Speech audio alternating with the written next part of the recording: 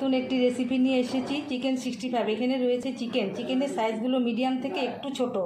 উপকরণে নিয়েছি আদা রসুন পেস্ট, আদা কুচি, রসুন কুচি, লঙ্কা কুচি, কারি পাতা, কর্নফ্লাওয়ার, চালের গুঁড়ো, ডিমের সাদা অংশ। এখন ম্যারিনেট করে নিব।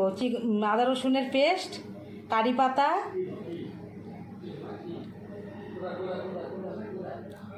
টক দই,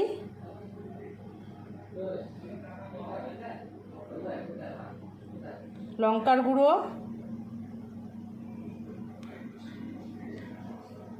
গোলমরিচের গুঁড়ো,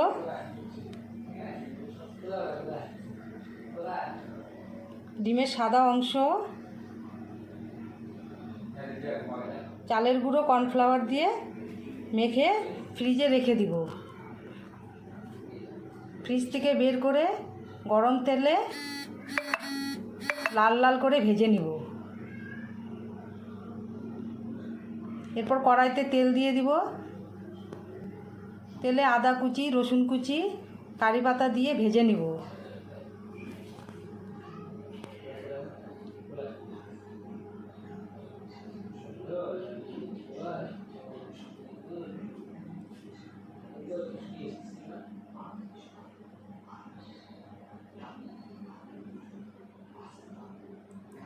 এরপর টমেটো সস, সয়া সস দিয়ে দিব।